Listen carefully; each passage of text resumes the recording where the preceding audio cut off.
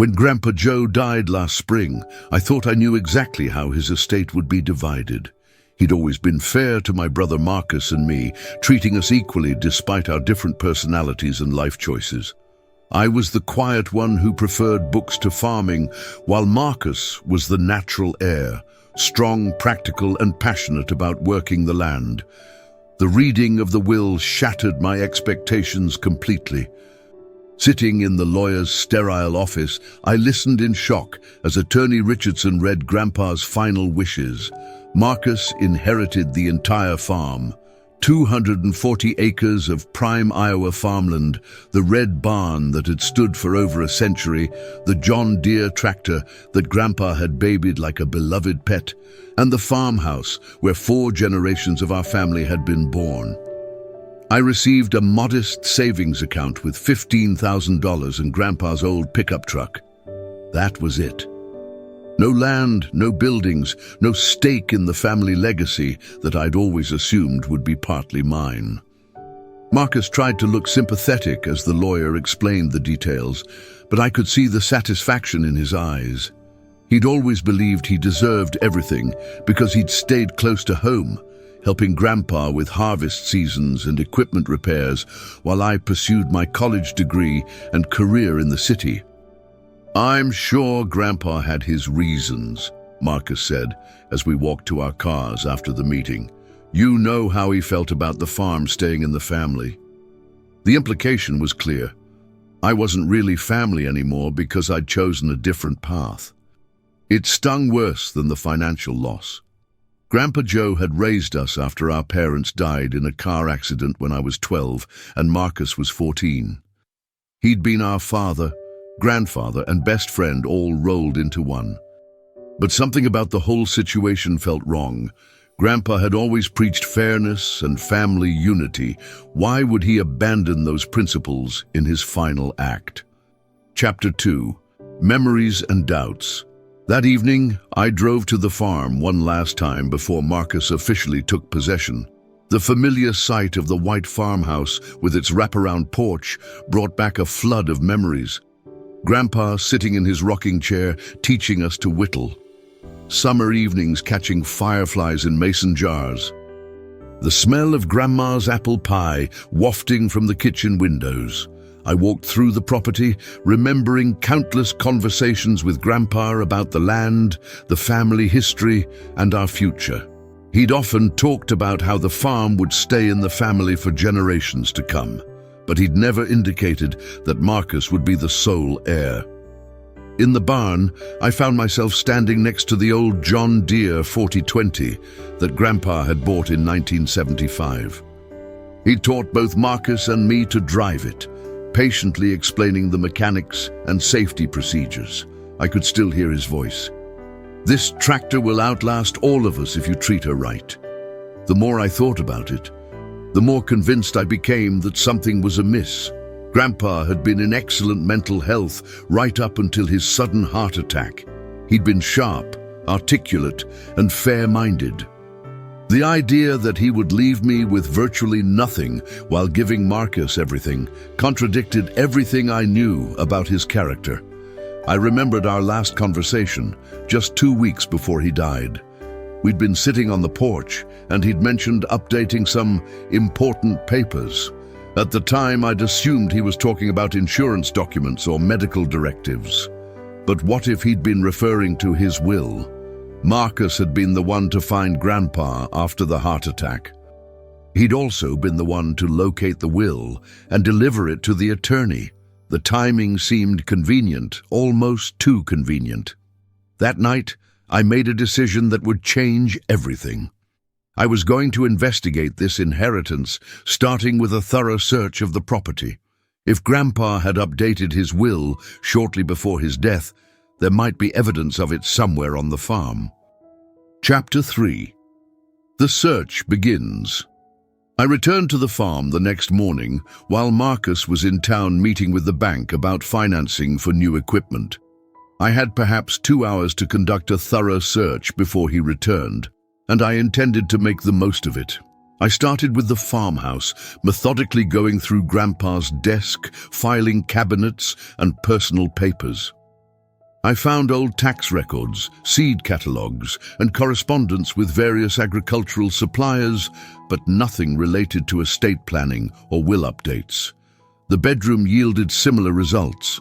Grandpa had been organized to a fault, keeping important documents in labeled folders and filing systems, but there was no evidence of any recent legal activity or correspondence with attorneys other than Richardson. Moving to the barn, I searched through toolboxes, storage areas, and even the loft where Grandpa kept old farm equipment manuals. The familiar smell of hay and motor oil brought back childhood memories, but I forced myself to stay focused on the task at hand. I was beginning to think my suspicions were unfounded when I remembered something Grandpa used to say. The most important things are often hidden in plain sight. He'd been fond of hiding small treasures around the property for Marcus and me to find during our childhood visits. The fence line. Grandpa had always been particular about maintaining the property boundaries, and he'd rebuilt several sections of the old wooden fence in recent years. If he'd wanted to hide something important, a fence post would be the perfect location. Visible enough to find if you knew where to look, but secure enough to remain hidden from casual observation. I walked the perimeter of the property, examining each fence post for signs of recent construction or unusual modifications. The work was slow and methodical, but I was determined to be thorough. Near the southwest corner of the property, where the land bordered the old Peterson farm, I found what I was looking for. One fence post looked newer than the others, and upon closer inspection, I noticed that the top cap could be removed. Chapter 4. The Discovery. My hands trembled as I worked the wooden cap loose from the fence post. It had been carefully fitted to look like a solid piece, but Grandpa's craftsmanship had included a hidden mechanism that allowed it to be removed by someone who knew what to look for. Inside the hollow post, wrapped in waterproof plastic, was a manila envelope. My heart pounded as I carefully extracted it and examined the contents. The envelope contained 2 documents, a handwritten letter addressed to my dear grandsons, and a legal document that made my knees weak. It was a new will, dated just 3 weeks before Grandpa's death, and it told a completely different story than the one Attorney Richardson had read in his office. The letter was in Grandpa's distinctive handwriting. Marcus and Tommy, if you're reading this, it means I'm gone, and something has happened to prevent my real wishes from being carried out.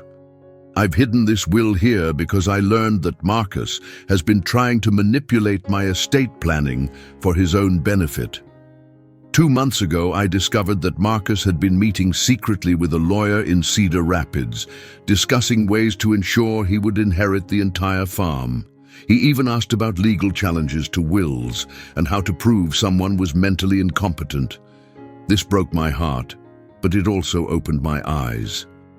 I realized that Marcus saw the farm not as a family legacy to be shared, but as his personal inheritance to be protected at all costs. That's not the values I tried to teach you boys. The will that Attorney Richardson has is a fake. Marcus convinced me to sign what he said were updated insurance documents, but I suspect those papers were actually a fraudulent will designed to give him everything.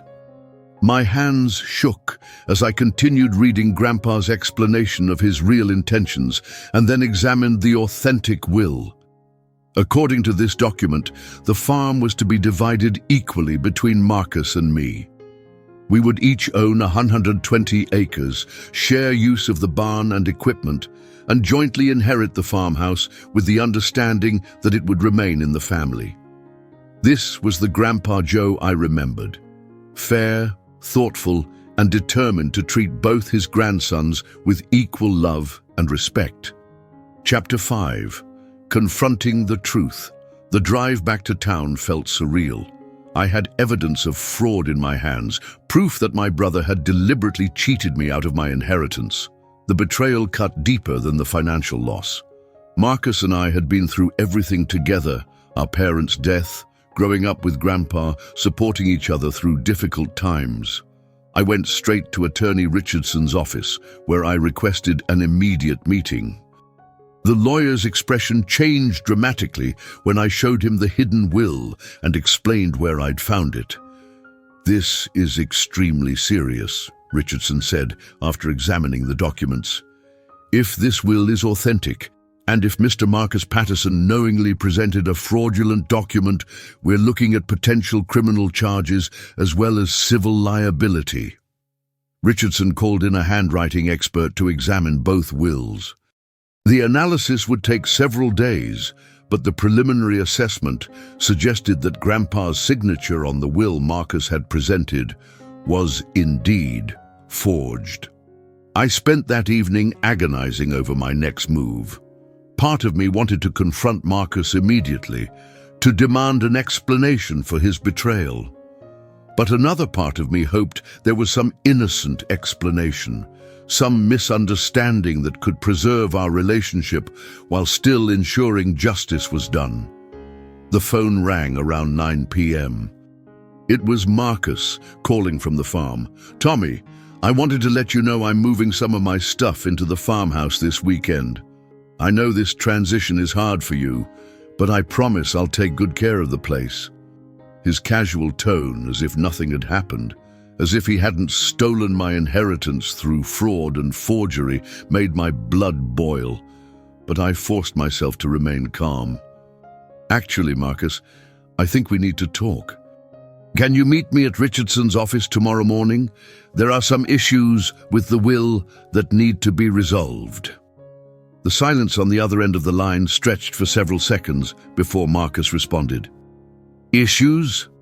What kind of issues?" "Just meet me there at 10 a.m. We'll discuss everything then." Chapter 6. The Confrontation. The meeting at Attorney Richardson's office was one of the most difficult hours of my life. Marcus arrived looking confident and slightly annoyed, as if I was wasting his time with pointless legal technicalities. His expression changed completely when Richardson placed the hidden will on the conference table. The color drained from Marcus's face as he stared at the document. For a moment he looked like he might deny everything, but the evidence was overwhelming.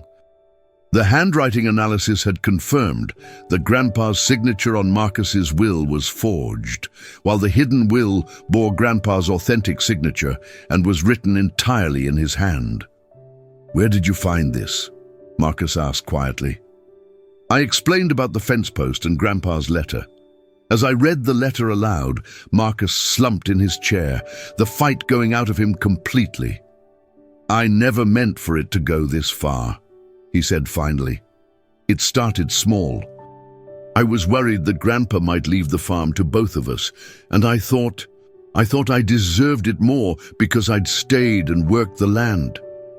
Marcus explained how he'd gradually convinced himself that he was entitled to the entire inheritance. He'd approached a disreputable lawyer in Cedar Rapids about challenging any will that didn't give him everything. When that lawyer suggested it might be easier to simply forge a new will, Marcus had initially refused. But after Grandpa mentioned updating his important papers, Marcus panicked. He was convinced that Grandpa was preparing to divide the estate equally, and he couldn't bear the thought of sharing what he considered his birthright. "I forged the signature and convinced Richardson's office that Grandpa had brought the will to them personally," Marcus admitted. "I never thought you'd find the real one." Richardson informed us that he was legally obligated to report the fraud to the authorities. Marcus would face criminal charges for forgery and fraud, in addition to civil liability for the value of the inheritance he'd attempted to steal. The brother I'd grown up with, the person I'd trusted more than anyone else in the world, had betrayed me for money and land. Chapter 7. Legal Consequences. The legal process that followed was swift and decisive. Marcus's confession, combined with the physical evidence of the forged will, left no room for doubt about what had occurred. The district attorney filed charges of forgery, fraud, and conspiracy to commit theft. Marcus's lawyer negotiated a plea agreement to avoid a lengthy trial. He pled guilty to all charges and was sentenced to 2 years in prison, with the possibility of parole after 18 months. He was also ordered to pay restitution for legal fees and other costs associated with the fraud. The authentic will was probated, and the estate was divided according to Grandpa's true wishes. I inherited 120 acres of farmland, half ownership of the barn and equipment, and joint ownership of the farmhouse. Marcus retained his share as well, though his criminal conviction meant he would need to manage his portion from prison. The irony wasn't lost on me. In trying to steal everything, Marcus had ensured that he would lose the chance to enjoy any of it. He would spend the next 1.5 years in a state penitentiary while I worked the land he'd tried so hard to claim exclusively. I visited Marcus once before his sentencing, hoping for some kind of closure or understanding. We met in a small room at the county jail, separated by a glass partition. "I'm sorry, Tommy," he said, his voice barely above a whisper. "I don't know what came over me. The thought of sharing the farm, of not being the sole heir to Grandpa's legacy. It drove me crazy. I wanted to forgive him, to find some way to rebuild our relationship, but the betrayal was too deep." "Grandpa always said that greed was the root of all evil," I replied. "I just never thought I'd see it destroy my own brother." Marcus broke down crying, and I left the jail feeling empty and sad. I'd gotten justice, but at the cost of losing the only family I had left. Chapter 8. Working the land. With Marcus in prison and the legal battle resolved, I found myself in the unexpected position of managing a working farm. I'd grown up on the land, but I'd been away for over a decade pursuing my career in software development. The transition from office work to agriculture was challenging in ways I hadn't anticipated. I took a leave of absence from my job and moved into the farmhouse, surrounded by memories of Grandpa and happier times with Marcus. The silence was overwhelming at first. No humming computers, no traffic noise, just the sounds of wind through the corn and the distant lowing of cattle. Learning to operate the John Deere 4920 again brought back childhood memories of Grandpa's patient instruction. The tractor ran as smoothly as ever, testament to his meticulous maintenance over the years. I could almost hear his voice guiding me through the proper procedures for planting, cultivating, and harvesting. The neighboring farmers were incredibly helpful, offering advice on everything from seed varieties to equipment maintenance. Old Pete Johnson, who farmed the adjacent property, became an unofficial mentor, checking on my progress and offering assistance when I struggled with unfamiliar tasks. "Your grandfather was proud of both you boys," Pete told me one evening as we shared a beer on the farmhouse porch. "He never would have wanted things to turn out this way." The first harvest was emotional. Standing in the cab of the combine, watching golden wheat flow into the grain bin, I felt connected to generations of family history. This was what Grandpa had wanted to preserve, not just the land, but the connection between family and the soil that sustained us. I realized that Marcus had been wrong about one fundamental thing. The farm wasn't just about ownership or inheritance. It was about stewardship, about carrying forward a legacy that was bigger than any individual's ambitions. Chapter 9. Unexpected Visitor. 6 months after Marcus began serving his sentence, I received a letter from him requesting a visit. I'd been avoiding any contact, still hurt and angry about his betrayal. But something in the tone of his letter suggested that he'd undergone a significant change during his time in prison. I drove to the state penitentiary on a grey October morning, feeling nervous about our first face-to-face conversation since his sentencing. Marcus looked different, thinner, older, with a humility I'd never seen in him before. "Thank you for coming," he said, as we sat across from each other in the visiting room. "I wasn't sure you would." Marcus had been using his time in prison to reflect on his actions and their consequences. He'd enrolled in counseling programs and had been working with a therapist to understand the greed and entitlement that had driven him to commit fraud. "I keep thinking about what Grandpa would say if he could see us now," Marcus said. "His worst nightmare was that his death would divide our family, and that's exactly what happened because of my actions." He asked about the farm, and I found myself describing the challenges and satisfactions of agricultural life. Despite everything that had happened, Marcus still loved the land and was genuinely interested in its welfare. "I've been thinking about the future," Marcus continued. "When I get out, I want to make things right between us, not just legally. I know I can never undo what I did, but personally, you're the only family I have left, and I threw that away for money and property." I wasn't ready to forgive him completely, but I could see that his remorse was genuine.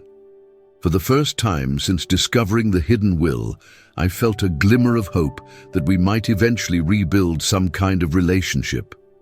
"We'll see," I told him.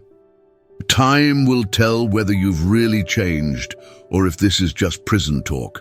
But as I drove home that evening, I found myself thinking about Grandpa's values: forgiveness, family unity, and second chances. Chapter 10. Healing and Growth. The second year of farming brought greater confidence and a deeper appreciation for the life Grandpa had lived. I'd learned to read the weather, understand the soil, and work with the natural rhythms of the seasons. The farm was prospering under my stewardship, and I'd even expanded operations slightly by leasing additional acreage from a retiring neighbor. My relationship with the land had evolved from obligation to passion. I understood now why Grandpa had loved farming and why he'd wanted to keep the property in the family. There was something profound about growing food, about working in partnership with nature to sustain life. I'd also made peace with my new role as a farmer. Initially, I'd planned to return to my software career after resolving the inheritance dispute, but as months passed, I realized that I was happier working the land than I'd ever been sitting in front of a computer screen. The farmhouse had become a true home again, filled with the sounds of rural life and the satisfaction of meaningful work. I'd even started dating Sarah, a veterinarian from town who shared my love of country living. Marcus was scheduled for release in 3 months, and I'd been thinking about his future. Despite his crimes, he was still my brother, and he genuinely understood farming in ways that I was still learning. The question was whether I could trust him enough to work together again. I'd consulted with Attorney Richardson about the legal implications of any future partnership. Marcus would retain his ownership stake in the farm, but his criminal conviction created certain restrictions on his ability to manage financial aspects of the operation. Pete Johnson offered some wise counsel. "Forgiveness doesn't mean forgetting," he said, "but it might mean giving someone a chance to prove they've learned from their mistakes." As I prepared for Marcus's return, I found myself hoping that we could find a way to honor Grandpa's memory by rebuilding our family relationship while continuing to work the land he'd loved. Chapter 11. Redemption. Marcus was released from prison on a cold February morning, and I was there to pick him up. The man who emerged from the correctional facility bore little resemblance to the arrogant, entitled person who had forged Grandpa's will. Prison had humbled him in ways that I couldn't have imagined. The drive back to the farm was awkward at first, filled with stilted conversation about weather and general news. But as we turned into the familiar driveway and Marcus saw the property he'd tried to steal, his emotions overwhelmed him. "It looks good," he said, tears streaming down his face. "You've taken good care of everything." That day, I'd prepared a small apartment above the machine shop for Marcus to use until he could establish his own living arrangements. He would work on the farm as an employee rather than a partner, earning his way back to trust and responsibility through demonstrated reliability and integrity. The first few weeks were challenging for both of us. Marcus was eager to prove himself, but I was cautious about giving him too much authority too quickly. We worked side by side during planting season, and I gradually saw glimpses of the brother I'd grown up with, the one who taught me to fish and helped me through our parents' death. Marcus had used his time in prison to earn a certificate in sustainable agriculture, and he brought new ideas about soil conservation and crop rotation that impressed even veteran farmers like Pete Johnson. He'd clearly spent his incarceration preparing for a different kind of future. The turning point came during a particularly difficult day when our main irrigation pump failed during a crucial period in the growing season. Marcus worked 18 hours straight to repair the system, refusing breaks and determined to save the crops. His dedication reminded me of Grandpa's work ethic and commitment to the land. "Why are you working so hard?" I asked him as we finished the repairs near midnight. "Because this is my chance to prove that I've changed," he replied.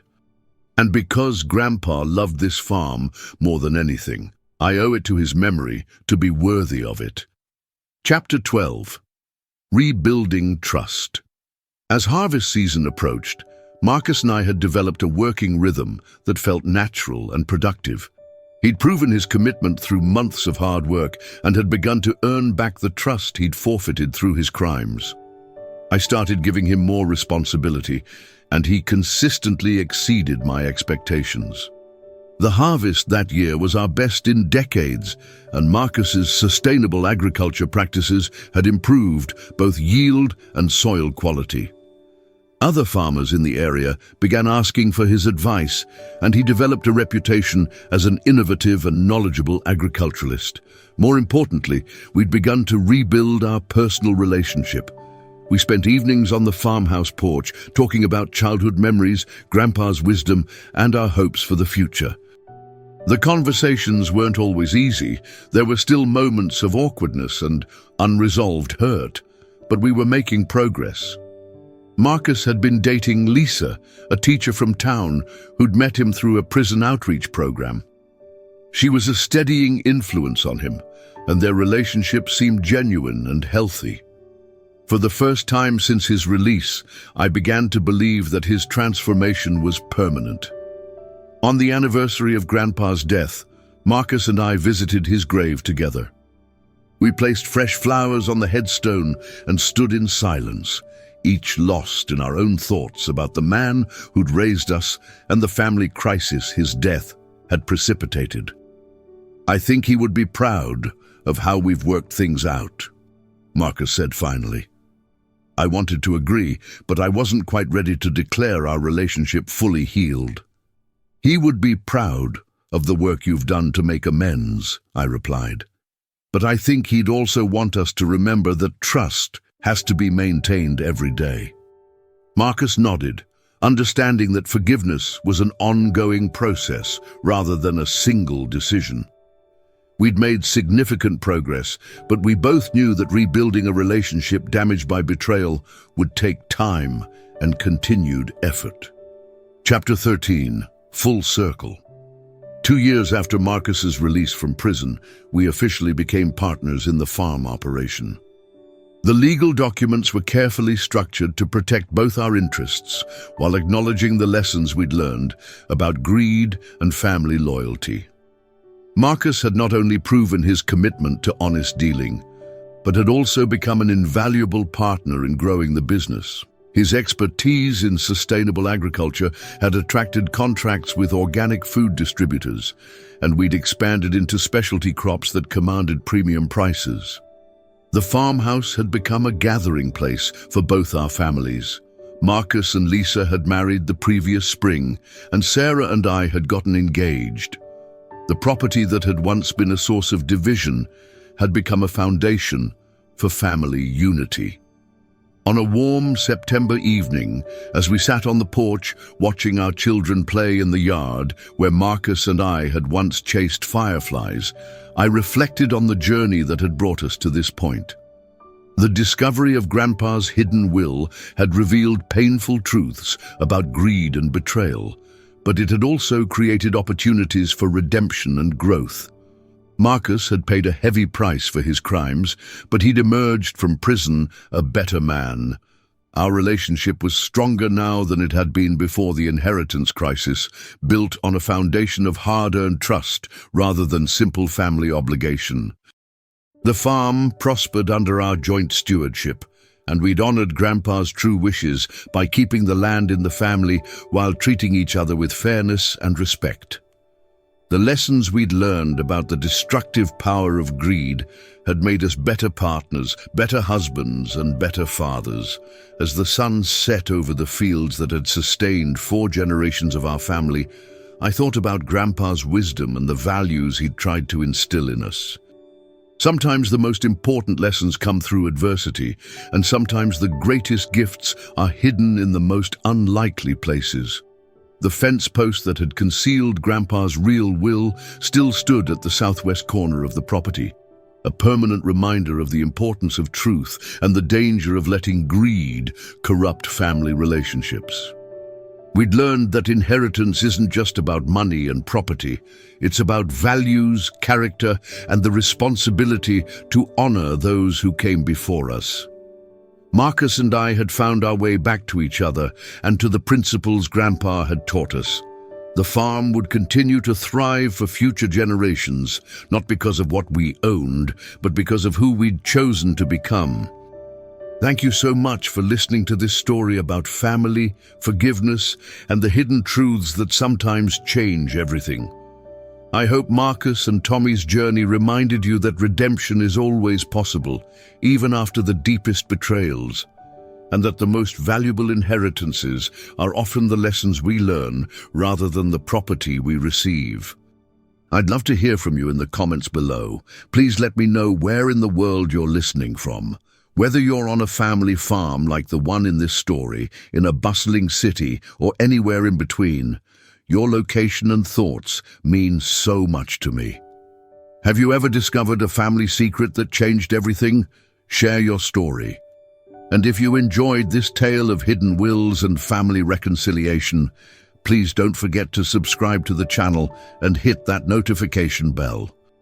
There are many more stories of family mysteries, unexpected discoveries, and the power of forgiveness waiting to be shared.